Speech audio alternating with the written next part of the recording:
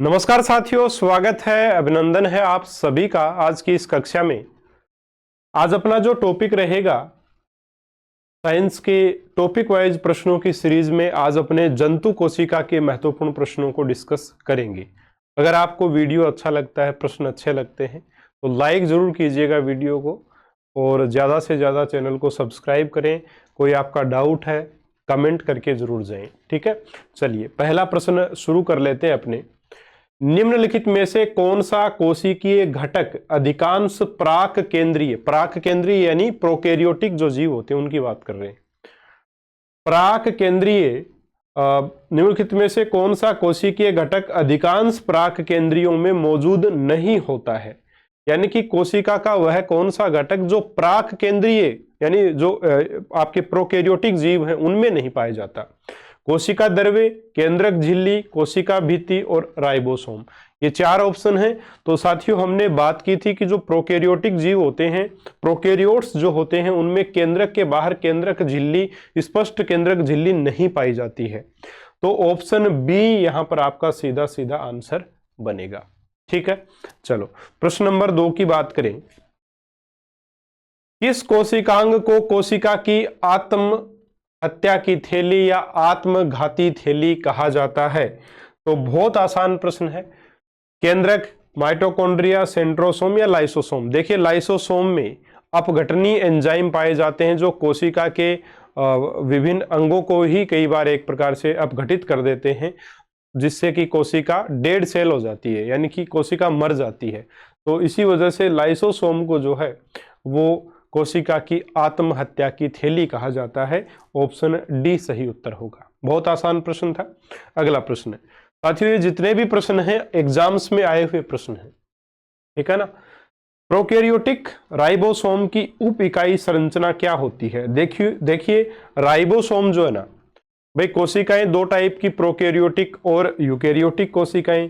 तो prokaryotic ribosome की बात पूछी है तो प्रोकैरियोटिक राइबोसोम 70S प्रकार के होते हैं, यानी प्रोकैरियोटिक कोशिकाओं में 70S प्रकार के राइबोसोम पाए जाते हैं, जबकि यूकैरियोटिक कोशिकाओं में 80S प्रकार के राइबोसोम पाए जाते हैं। ये 70S प्रकार के जो राइबोसोम हैं उसकी जो दो उप इकाइयां हैं वो 50S प्लस 30S है, 50S व 30S, ठीक है। इसके अलावा जो 80S प्रकार के आपके यूकैरियोटिक राइबोसोम हैं उसमें दो उप इकाइयां 60S व 40S हैं। तो ये ध्यान में रखिएगा। तो 50S प्लस 30S, 50S व 30S जो है वो इसका आंसर होगा। प्रोकैरियोटिक राइबोसोम की उप इकाई संरचना क्या होती है? 50S व 30S। ऑप्शन नंबर सी आपका सही होगा। यूकैरियोटिक राइबोसोम की उप इकाई संरचना क्या होती है? तो 60S व 40S, ध्यान में रखिएगा, ठीक है ना। चलिए जी प्रश्न नंबर 4 की बात कर लेते हैं। अब प्रश्न 4 है, कौन सा कोशिकांग विषाक्त पदार्थों और औषधियों के जहरीले प्रभाव को खत्म कर देता है? अंतःद्रव्य जालिका, राइबोसोम, गोल्जी काय और डी है माइटोकॉन्ड्रिया। कौन सा कोशिकांग विषाक्त पदार्थों और औषधियों यानी कि जो दवाइयां वगैरह हम लोग लेते हैं इनका जो विषाक्त प्रभाव है उसको कौन सा कोशिकांग कम कर देता है या खत्म कर देता है? तो साथियों अंतःद्रव्य जालिका दो टाइप की होती है, RER यानी कि रफ होगी एक तो, और एक होगी स्मूथ। जो SER होती है, स्मूथ एंडोप्लाज्मिक रेटिकुलम, SER जिसको अपने बोलते हैं, वो साथियों उसमें क्या होगा, लिपिड और जो वसा के है ना आपके वहां पाए जाएंगे, वसा वगैरह है या लिपिड अणु वहां पाए जाते हैं। और ये जो SER होती है अंतःद्रव्य जालिका में भी SER जो होती है वो विषाक्त पदार्थों और औषधियों के निराविषीकरण का कार्य करती है। तो यहां आंसर आपका रहेगा ए, अंतःद्रव्य जालिका। अंतःद्रव्य जालिका में भी कौन सी? SER। जो RER होती है, रफ एंडोप्लाज्मिक रेटिकुलम, उसमें क्या होगा, उसमें उसको रफ इसलिए बोलते हैं क्योंकि उसकी सतह के ऊपर राइबोसोम कण के रूप में पाए जाते हैं। और राइबोसोम साथियों क्या होते हैं? प्रोटीन के कारखाने होते हैं, प्रोटीन का निर्माण करते हैं। और राइबोसोम खुद भी प्रोटीन और आरएनए के बने हुए होते हैं। तो ये थोड़ा ध्यान में रखिएगा कि कौन सा कोशिकांग विषाक्त पदार्थों और औषधियों के जहरीले प्रभाव को खत्म कर देता है, तो वो है अंतःद्रव्य जालिका। ठीक है, और अंतःद्रव्य जालिका में भी SER स्मूथ एंडोप्लाज्मिक रेटिकुलम इसका आंसर रहेगा। चलिए जी साथियों, प्रश्न आपको पसंद आ रहे हैं, वीडियो को लाइक जरूर से जरूर कीजिएगा, चैनल को सब्सक्राइब भी कीजिएगा और अपने दोस्तों के साथ भी शेयर करें। प्रश्न नंबर 5 है, निम्न में से कौन सा कथन गलत है? निम्न में से कौन सा कथन गलत है? गलत कथन बताना है अपने को। किण्वन की प्रक्रिया के लिए ऑक्सीजन आवश्यक नहीं है। बी, श्वसन के प्रथम चरण में पायरुविक अम्ल का निर्माण होता है। सी, श्वसन के प्रथम चरण में ग्लूकोज का विघटन होता है। और डी है, माइटोकॉन्ड्रिया में ऑक्सीजन की सहायता से एसिटिक अम्ल का विघटन होता है। गलत कथन आपको बताना है, गलत कथन बताना है। तो देखिए, किण्वन की प्रक्रिया के लिए ऑक्सीजन की आवश्यकता नहीं होती, यह कथन बिल्कुल ठीक है, ऑक्सीजन की आवश्यकता इसमें नहीं होती है। तो यह कथन तो ठीक है आपका। गलत कथन बताना है, श्वसन के प्रथम चरण में पायरुविक अम्ल का निर्माण होता है, यह भी ठीक है। पायरुविक अम्ल का निर्माण होता है और ग्लूकोज का विघटन होता है, ठीक है, ये सही है, उसी से पायरुविक अम्ल का निर्माण हो जाएगा। डी क्या है, माइटोकॉन्ड्रिया में ऑक्सीजन की सहायता से एसिटिक अम्ल का विघटन। एसिटिक अम्ल का विघटन नहीं होता, किसका विघटन होता है? पायरुविक एसिड का, पायरुविक एसिड का विघटन होता है साथियों। ठीक है, तो ऑप्शन डी आपका यहां गलत है, ऑप्शन डी सही उत्तर यहां पर हो जाएगा। यह जो पायरुविक अम्ल का विघटन है, ये डी आपका किस में होता है? माइटोकॉन्ड्रिया में होता है। इसीलिए माइटोकॉन्ड्रिया को जो है वो पावर हाउस ऑफ कोशिका कहा जाता है, कोशिका का पावर हाउस इसे कहा जाता है। ठीक है, चलो जी, तो माइटोकॉन्ड्रिया में ऑक्सीजन की सहायता से पायरुवेट का विखंडन होता है, पायरुवेट का, ठीक है ना, न कि एसिटिक एसिड का विघटन होता है। तो ऑप्शन यहां कौन सा हो जाएगा? डी सही हो जाएगा। प्रश्न नंबर 6, प्रश्न नंबर 6 है आपका, निम्नलिखित में से किस कोशिकीय घटक को कोशिका के प्रोटीन के कारखाने के रूप में जाना जाता है? अभी आपको बता ही दिया था मैंने। ये तो प्रोटीन के कारखाने के रूप में किसको जानते हैं? राइबोसोम को जानते हैं साथियों। किसको जानते हैं? राइबोसोम को। तो ऑप्शन ए यहां करेक्ट आंसर हो जाएगा, राइबोसोम। ठीक है, राइबोसोम जो है ना वो खुद प्रोटीन और आरएनए का बना हुआ होता है, ठीक है ना। और यूकेरियोटिक राइबोसोम 70S टाइप के, और वो यूकेरियोटिक जो राइबोसोम है वो 80S टाइप के होते हैं। प्रोटीन का संश्लेषण ये करते हैं, इसीलिए प्रोटीन का कारखाना राइबोसोम को कहा जाता है। RER पर ये पाए जाते हैं कोशिका में, है ना, रफ एंडोप्लाज्मिक रेटिकुलम पर पाए जाते हैं। स्लाइडन और स्वान द्वारा दिया गया कोशिका सिद्धांत निम्नलिखित में से किन जीवों पर लागू नहीं होता है? लागू नहीं होता है। तो साथियों, स्लाइडन और स्वान ने जो कोशिका सिद्धांत दिया वो किस पर लागू नहीं होता है? ऑप्शन आपके सामने, कवकों पर, जंतुओं पर, विषाणुओं पर और शैवालों पर। तो इसका आंसर होगा साथियों विषाणुओं पर यह लागू नहीं होता। क्यों? क्योंकि विषाणु जो होते हैं ना वो प्राकृतिक रूप से प्रकृति में निर्जीव की तरह पाए जाते हैं, लेकिन जैसे ही किसी सजीव के शरीर में प्रवेश करते हैं तो जिस कोशिका में वो जाते हैं उसको एक प्रकार से कंट्रोल में लेते हैं और सजीव की भांति व्यवहार करने लगते हैं।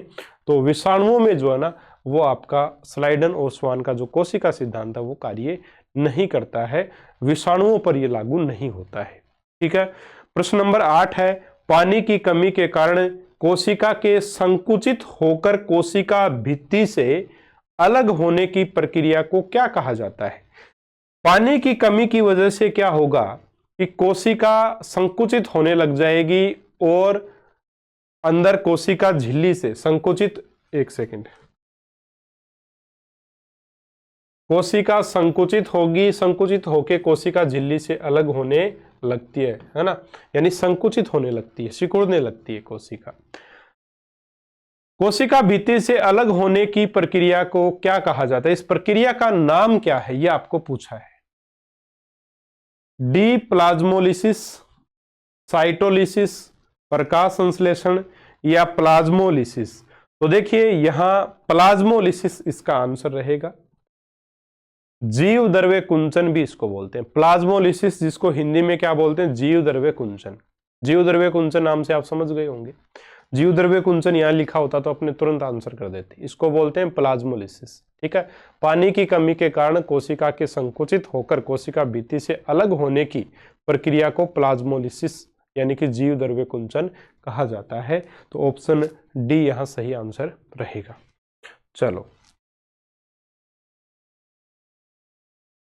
पुट्टिकाओं में प्रोटीन और लिपिड के परिवहन, संशोधन और पैकेजिंग के लिए निम्नलिखित में से कौन सा कोशिकांग उत्तरदायी है। साथियों, पैकेजिंग के लिए कौन सा कोशिकांग उत्तरदायी है, बहुत बार ये प्रश्न आ चुका है।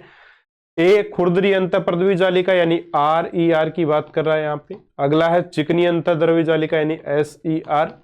अगला है राइबोसोम और अगला है गोल्जी काय। तो ऑप्शन डी सही होगा। गोल्जी काय को पैकेजिंग इकाई के रूप में जाना जाता है।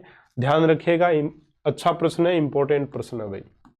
आज अपने जंतु कोशिका से संबंधित प्रश्नों को कर रहे हैं और निश्चित ही आपको बहुत अच्छे प्रश्न लग भी रहे होंगे और वाकई में ये एग्जाम्स में आए हुए प्रश्न है तो अपने लिए भी महत्वपूर्ण अपने आप हो जाते हैं कि अपनी परीक्षा में भी ऐसे प्रश्न आ सकते हैं।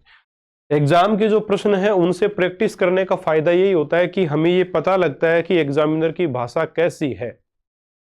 चाहे भारत के किसी भी स्टेट में कहीं पर भी एग्जाम है साइंस का जो ग्रेड 3 के अपने लेवल का है, यानी वन डे एग्जाम जो जैसे आपके रेलवे में एग्जाम होते हैं, आपके DSSB में नेचुरल साइंस का पेपर होता है, CTET वगैरह के पेपर होते हैं, इसमें जो क्वेश्चंस होते हैं ना वो प्रश्न अपने लिए भी महत्वपूर्ण हैं। ग्रेड 3 के लिए हो, चाहे आप LDC की राजस्थान में तैयारी करते हो या और भी कोई भी एग्जाम जैसे RAS में भी और फर्स्ट ग्रेड में भी जो साइंस के फर्स्ट पेपर में क्वेश्चन आते हैं वो इसी लेवल के आते हैं। तो वहाँ ये प्रश्न बिल्कुल महत्वपूर्ण है आपके लिए। ठीक है, इनसे बाहर प्रश्न जाते नहीं है। टॉपिक वाइज लगभग चीज़ों को अपने कवर कर लेंगे, लगभग प्रश्न आपको यहाँ से देखने को मिल सकते हैं। ठीक है, क्योंकि ये सारे आए हुए प्रश्न हैं। निम्न में से कौन सी झिल्ली संयोजित थैली पाचक एंजाइमों से भरी होती है। पाचक एंजाइमों से भरा कौन सा कोशिकांग होता है, मैंने आपको बताया था। इसी वजह से पाचक एंजाइम होते हैं, ये पाचन कर लेते हैं कभी कभी पूरी कोशिका का ही। कोशिका की आत्मघाती या आत्महत्या की थैली भी इसको बोलते हैं। तो बिना ऑप्शन ही आप आंसर कर सकते हो। इसका आंसर क्या होगा, लाइसोसोम। ऑप्शन सी इसका सही उत्तर हो जाएगा। ठीक है, प्रश्न नंबर 11 है, निम्नलिखित में से कौन सा कथन असत्य है। अब देखिए कौन सा कथन बताना है, असत्य। जब सत्य और असत्य कथन बताने हो तो उस पर गोला कर लीजिए हमेशा, ताकि आपको ध्यान में रहे कि सत्य कथन बताना है या असत्य कथन आपको बताना है। हमें बताना है असत्य कथन, यानी कि जो सही है उस कथन को अपने छेड़ना नहीं है। ठीक है, पहला है पादप कोशिकाओं में जंतु कोशिकाओं की तुलना छोटी रिक्तिकाएं पाई जाती हैं। ये पहला ही कथन गलत है मेरे हिसाब से। पादप कोशिकाओं में जंतु कोशिकाओं की तुलना में छोटी रिक्तिकाएं पाई जाती हैं। भाई जो रिक्तिकाएं होती हैं वो पादप कोशिकाओं में बड़ी होती हैं, तो पहला ही कथन गलत है, तो इसका यही आंसर हो जाएगा फिर। चलो फिर भी ऑप्शन बी देखते हैं। पादप कोशिकाएं सामान्यतः जंतु कोशिकाओं से बड़ी होती हैं। बिल्कुल ठीक बात है, ये तो पादप कोशिकाएं बड़ी होती हैं, सही है। जंतु कोशिकाओं में लवक नहीं पाए जाते, ये भी सही है। लवक जो वो पादप कोशिकाओं में पाए जाते हैं, हरित लवक वगैरह, पर्णहरित वगैरह उसी में होता है। पादप कोशिकाओं में कोशिका भित्तियां पाई जाती हैं, बिल्कुल सही बात है। सेलुलोज की बनी कोशिका भित्ति होती है पादप में। जबकि जंतु कोशिका में जबकि जंतु कोशिकाओं में नहीं पाई जाती कौन, कोशिका भित्ति। सही बात है, कोशिका भित्ति यहां नहीं होती, जंतु कोशिका में केवल कोशिका झिल्ली होती है। तो यहां ऑप्शन ए ही आपका सही आंसर है। ठीक है, क्योंकि पादप कोशिकाओं में रिक्तिकाएं बड़ी होती हैं, जबकि इसने बोला छोटी होती हैं, तो यह कथन गलत हो जाएगा। चलो जी आगे बढ़ते हैं और अगला अपना प्रश्न है प्रश्न नंबर 12। किस कोशिकांग को कोशिका का मास्टर कहा जाता है। कोशिका का मास्टर किस कोशिकांग को कहा जाता है। साथियों, कोशिका का master endoplasmic reticulum, option B है माइटोकॉन्ड्रिया, सी है न्यूक्लियोल्स या डी है नाभिक। तो जो केंद्रक होता है, नाभिक होता है, उसी को कोशिका का मास्टर कहा जाता है। नाभिक जो होता है उसमें कोशिका के डीएनए की ब्लूप्रिंट में एक प्रकार से ब्लूप्रिंट उसमें समाहित होता है कोशिका के डीएनए का। तो ऑप्शन डी ही सही आंसर रहेगा। किस कोशिकांग को कोशिका का मास्टर कहा जाता है? तो नाभिक को, केंद्रक को कहा जाता है। ठीक है। प्रश्न नंबर 13 है, निम्नलिखित में से कौन सा कोशिकांग केवल पशु कोशिकाओं में पाया जाता है? पशु कोशिका का मतलब यहां जंतु कोशिका से ही है। ठीक है। कौन सा कोशिकांग केवल जंतु कोशिका में ही पाया जाता है, यानी पशु कोशिका में ही पाया जाता है? ए लाइसोसोम, बी गोल्जी बॉडीज, सी सेंट्रोसोम और डी राइबोसोम। तो देखिए गोल्जी बॉडी, सेंट्रोसोम, राइबोसोम ये तो पादप कोशिका में भी होते हैं, लेकिन लाइसोसोम जो है ना वो मुख्य रूप से कहाँ पाए जाते हैं? आपकी पशु कोशिका या जंतु कोशिकाओं में ही मुख्य रूप से पाए जाते हैं। तो ऑप्शन ए जो है वो यहाँ पर इसका सही आंसर होगा। लाइसोसोम की खोज पूछ ले आपको किसने की थी? तो 1955 में डी ड्वे ने इसकी खोज की थी। डी ड्वे ने 1955 में लाइसोसोम की खोज की थी। कब की थी? 1955 में डी ड्वे के द्वारा लाइसोसोम की खोज की गई थी। ठीक है, चलो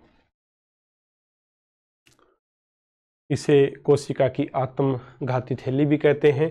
प्रश्न नंबर 14 है, शरीर में लगी चोट की मरम्मत के लिए किस प्रकार के सेल विभाजन का प्रयोग किया जाता है? देखिए साथियों, हमने कोशिका विभाजन पढ़ा है, समसूत्री कोशिका विभाजन, अर्धसूत्री कोशिका विभाजन। तो हम ये भी जानते हैं कि अर्धसूत्री विभाजन जो वो जनक कोशिकाओं में ही होता है, लेकिन समसूत्री विभाजन शरीर की अन्य भागों में, है ना, कायिक भागों में होता है। तो चोट की मरम्मत के लिए कौन सा विभाजन जिम्मेदार है? तो समसूत्री विभाजन, जिसको समसूत्रण भी बोलते हैं। तो केवल समसूत्रण इसका आंसर होगा, ऑप्शन नंबर ए। ठीक है, एक या ए। चलो, सूत्री विभाजन के चरण का नाम बताइए जिसके दौरान विभाजित सेल के गुणसूत्र मध्य रेखा में स्थित हो जाते हैं, यानी गुणसूत्र एक लाइन में आ जाते हैं बीच में। वह स्टेज कौन सी है सूत्री विभाजन की? तो एनाफेज है, टेलोफेज है, मेटाफेज है या प्रोफेज है? तो साथियों इसमें होगा मेटाफेज। मेटाफेज में गुणसूत्र एक सीधी लाइन में बीच में आ जाते हैं। ठीक है, चलो अगला प्रश्न बहुत अच्छा प्रश्न है साथियों, याद रखिएगा इसको और समझ आ जाएगा, कोई दिक्कत नहीं, वैसे समझा देंगे। हाँ जी, प्रश्न दिखाई दे रहा है आराम से। चलिए, यदि किसी अज्ञात दुर्घटना के कारण एक व्यक्ति के पेट की भित्तियों की अम्ल स्रावी कोशिकाएं क्षतिग्रस्त हो जाती हैं, ठीक है, तो निम्नलिखित में से कौन से एक जैव अणु का पाचन सबसे अधिक मात्रा में प्रभावित होगा? केवल प्रोटीन, लिपिड, केवल कार्बोहाइड्रेट और डी है प्रोटीन और कार्बोहाइड्रेट। तो अगर किसी व्यक्ति की दुर्घटना होती है, एक्सीडेंट वगैरह हो जाता है और उसके पेट की भित्तियों की अम्ल स्रावी कोशिकाएं जो वो क्षतिग्रस्त हो जाएं, तब कौन सा जैव अणु का पाचन सबसे ज्यादा प्रभावित होगा? देखिए साथियों, अम्ल स्रावी जो पेट में आमाशय है, अपने आमाशय में जो अम्ल स्रावी कोशिकाएं हैं उससे HCl स्रावित होता है। ठीक है, HCl स्रावित होगा और HCl का क्या कार्य है? जो हाइड्रोक्लोरिक एसिड है, जो जठर रस स्रावित होता है उसमें हाइड्रोक्लोरिक एसिड होता है। इसके साथ में एक निष्क्रिय पेप्सिनोजन भी जठर रस में पाया जाता है और उस निष्क्रिय पेप्सिनोजन को हाइड्रोक्लोरिक एसिड ही एक्टिव करता है, जिससे वो निष्क्रिय पेप्सिनोजन को सक्रिय पेप्सिनोजन में, सक्रिय पेप्सिन में बदल देता है। यानी हाइड्रोक्लोरिक जो एसिड है वो निष्क्रिय पेप्सिनोजन को सक्रिय पेप्सिन में बदल देता है और ये जो एंजाइम है सक्रिय पेप्सिन, ये फिर क्या करता है? भोजन में प्रोटीन का पाचन करता है। कौन? जो पेप्सिन है वो। और पेप्सिन कहां से आया है? तो साथियों जो जठर रस होता है उसमें जो निष्क्रिय पेप्सिनोजन है उसको हाइड्रोक्लोरिक एसिड एक्टिव पेप्सिन में बदलता है, और ये एक्टिव पेप्सिन नाम का एंजाइम भोजन में प्रोटीन का पाचन करता है। ठीक है, तो याद रखिएगा साथियों कि सबसे अधिक प्रभावित क्या होगा, प्रोटीन का पाचन प्रभावित होगा। तो यहां आंसर क्या बनेगा आपका, प्रोटीन, केवल प्रोटीन, केवल प्रोटीन का पाचन इससे प्रभावित होगा, प्रोटीन का पाचन नहीं हो पाएगा। ठीक है ना, ये आप ध्यान में रखिएगा। जो सक्रिय पेप्सिन है वो प्रोटीन का पाचन किस में कर देता है, पेप्टोन में कर देता है। किस में कर देता है, पेप्टोन में करता है। तो केवल प्रोटीन का पाचन यहां पर प्रभावित होगा। तो ऑप्शन ए आपका सही उत्तर है। ठीक है, बहुत अच्छा प्रश्न है साथियों। प्रश्न नंबर 17 की बात करें। अच्छा, इसमें थोड़ा सा और समझ लीजिएगा। जैसे इसमें दे रखा है कि दुर्घटना हुई व्यक्ति की और पेट की भित्तियों की अम्लस्रावी कोशिका क्षतिग्रस्त हो गई। अम्लस्रावी कोशिका क्षतिग्रस्त हुई है, इसकी वजह से HCl प्रॉपर रूप से स्रावित नहीं हो पाएगा, जिसकी वजह से जठर रस में जो निष्क्रिय पेप्सिनोजन है वो सक्रिय पेप्सिन में नहीं बदल पाएगा, और सक्रिय पेप्सिन नहीं बन पाएगा तो प्रोटीन का पाचन नहीं हो पाएगा। इसीलिए केवल प्रोटीन इससे प्रभावित होगा, ऐसा मैंने बोला है। तो ऑप्शन ए सही हो जाएगा। प्रश्न नंबर 17 है, अक्सर सुर्खियों में रहने वाली स्टेम कोशिकाओं के संदर्भ में निम्नलिखित में से कौन सा कथन सही है या है। एक, स्टेम कोशिकाएं केवल स्तनपायी जीवों में ही पाई जाती हैं। 2, स्टेम कोशिकाएं नई औषधियों को परखने के लिए प्रयोग की जा सकती हैं। 3, स्टेम कोशिकाएं चिकित्सा थेरेपी के लिए प्रयोग की जा सकती हैं। अब ये तीनों कथनों में से कौन से कथन सही हैं वो आपको बताने। 3 कथन अपने सामने, तो स्पष्ट तौर पे मैं आपको देखिए बताना चाहूंगा। स्टेम कोशिका को अपने मूल कोशिका भी कहा जाता है। कौन सी कोशिका, मूल कोशिका, यानी ऐसी कोशिका जिससे शरीर की अन्य कोशिकाएं भी बन सकती हैं, उसको कहते हैं स्टेम सेल। वैसे तो हर उत्तक में अलग अलग टाइप की अपने कोशिकाएं, लेकिन स्टेम सेल एक ऐसी कोशिका जिससे अलग अलग टाइप की कोशिकाएं बनाई जा सकती हैं। तो साथियों, पहली बात तो ये कि स्टेम कोशिकाएं केवल स्तनधारी जीवों में नहीं पाई जाती, सभी में पाई जाती हैं। ठीक है, पादपों में भी ये पाई जाती हैं। तो ये कथन सीधा सीधा गलत है आपका। दूसरा, स्टेम कोशिकाएं नई औषधियों को परखने के लिए प्रयोग की जा सकती हैं। बिल्कुल प्रयोग की जा सकती हैं, नई औषधियों को परखने के लिए इनका प्रयोग किया जाता है। स्टेम कोशिकाएं चिकित्सा थेरेपी के लिए प्रयोग की जा सकती हैं। बिल्कुल, चिकित्सा थेरेपी में इनका यूज करके कई बार उत्तकों का निर्माण या कैंसर में क्षतिग्रस्त हुए उत्तक का निर्माण इसमें किया जा सकता है। तो ऑप्शन यानी कि कथन 3 भी ठीक है, 2 भी ठीक है। तो सत्य कथन कौन से ये पूछा है, तो 2 और 3 दोनों ही सत्य हैं। तो कौन सा ऑप्शन हो जाएगा, केवल 2 और 3, ऑप्शन नंबर बी इसका आंसर हो जाएगा। ठीक है भाई, चलो जी।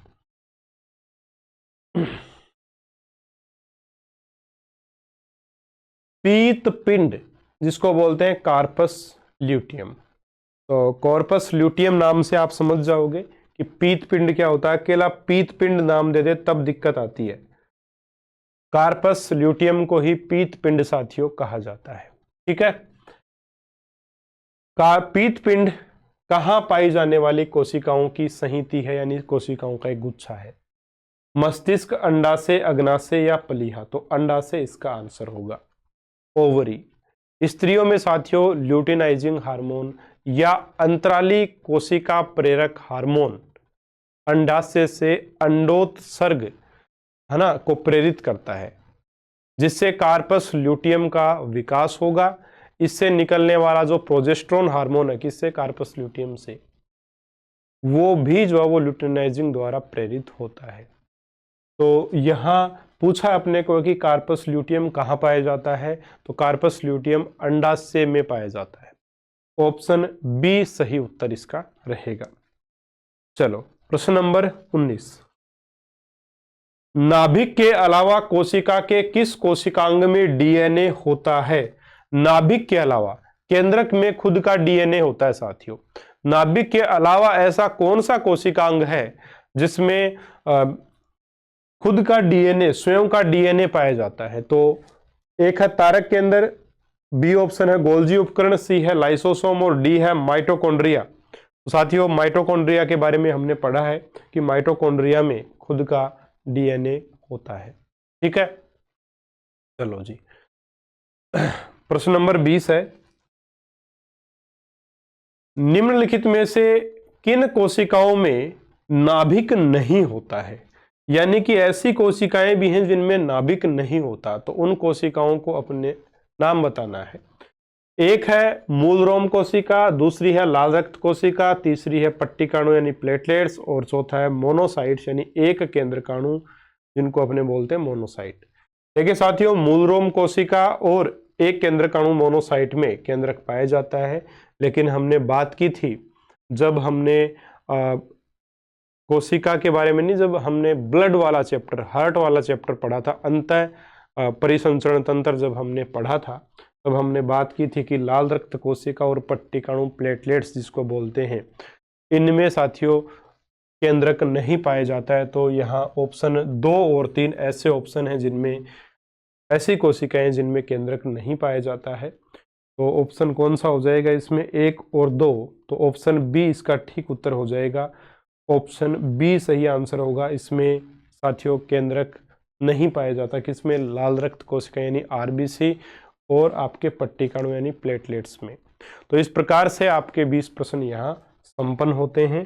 उम्मीद करूंगा ये 20 के 20 प्रश्न आपको अच्छे से समझ में आए होंगे और काफ़ी पसंद भी आए होंगे। अगर आपको ये प्रश्न पसंद आए हैं, वीडियो अच्छा लगा, लाइक ज़रूर कीजिएगा, अपने दोस्तों के साथ शेयर भी करें, चैनल पर नए हैं सब्सक्राइब कर लीजिएगा। इसी प्रकार इस सीरीज को अपने धीरे धीरे आगे बढ़ाते रहेंगे। जैसे जैसे मुझे समय मिलते जाएगा वैसे वैसे मैं आपको नए टॉपिक्स के बहुत अच्छे अच्छे प्रश्न आगे भी करवाता रहूँगा। तो चैनल से जुड़ जाइएगा, आपको निश्चित ही फ़ायदा होगा। इसके अलावा ग्रेड 3 के लिए जीके और साइंस मैथ की बेहतरीन तैयारी के लिए आप हमसे जुड़ सकते हैं, हमारा एप्लीकेशन डाउनलोड कर सकते हैं, जिसका लिंक नीचे कमेंट बॉक्स में भी मिल जाएगा, डिस्क्रिप्शन में भी मिल जाएगा, या आकाश कटेवा ऑनलाइन क्लासेस नाम से आप प्ले स्टोर से भी डाउनलोड कर सकते हैं। जीके का डेमो वीडियो भी अवेलेबल है, उसे देख के, और अब तो 2 वीडियो अवेलेबल हैं जीके के डेमो के लिए, तो आप उनको देख करके एक बार वीडियो देखने के बाद आप निश्चित ही कोर्स लोगे, ऐसा मुझे विश्वास है, क्योंकि बहुत अच्छे से हर एक चीज़ को समझाया गया है, बहुत अच्छे से हर चीज़ को वहाँ ये मानो कि खोल के आपके सामने रखा गया है, जिससे कि प्रश्न किसी भी प्रकार का आपका गलत नहीं हो। ठीक है ना? तो चलिए मिलेंगे अपने अगले वीडियो में एक और नए टॉपिक के महत्वपूर्ण प्रश्नों के साथ। तब तक के लिए मस्त रहिए। नमस्कार, जय हिंद, जय भारत।